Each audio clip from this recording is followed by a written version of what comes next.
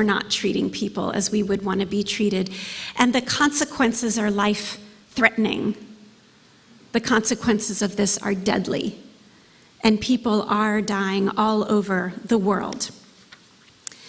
My area of focus is women's rights. But I want to have like a disclaimer at the kind of beginning that women's rights is intersectional. You can't talk about women's rights without talking about poverty, racism, environmental degradation, homophobia, gender equality, and all of these things. So please allow me to talk about women's rights with the knowledge that it is intersectional and it all relates to each other.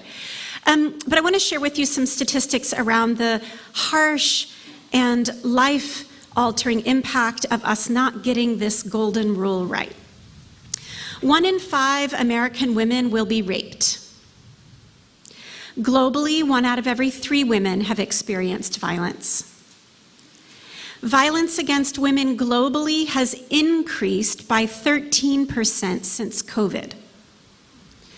According to the FBI, hate crimes in the US has increased by 44% in the last 2 years. About 800 million, that's like one of those numbers that's so big you don't even register it. 800 million children live in conflict zones worldwide. There were 80 million displaced people around the globe in 2020, and roughly 20% of the world's population will live in a slum by 2030. So what aren't we getting right? I want to share with you the golden rule. I was grateful that Reverend Taylor yesterday shared a few faiths, but I want to share more with you because it really is profound how identical. And I also want to share that my faith is the Bahai Faith. And the Bahai Faith fundamentally believes that there is one God and that one God has sent us religions that are relevant to culture and community and times and history, and religion revealed by various prophets is relevant and meant to help us evolve. And that humanity evolves through these various faiths that comes at different times and at different places, but that they're all chapters of the same book, or they're all the same grades of the same school, and that they come progressively to humanity to help us evolve and to grow. So we believe in the unity of all faiths. So the Bahai Faith says, "Blessed is he who preferreth his brother before himself. Lay not on any soul a load that you would not wish to be laid on you, and desire not for anyone the things you would not desire for yourself." Buddhism says, "Treat not others in ways that you yourself would find hurtful." Christianity says, "In everything do to others as you would have them do unto you, for this is the law and the prophets."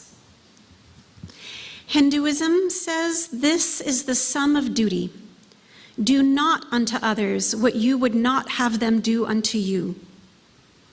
Islam says, "No one is a believer until he desires for his brother that which he desires for himself." And Judaism says, "What is hateful to you, do not to your neighbor. This is the entire law. The rest is commentary." So why don't we do this?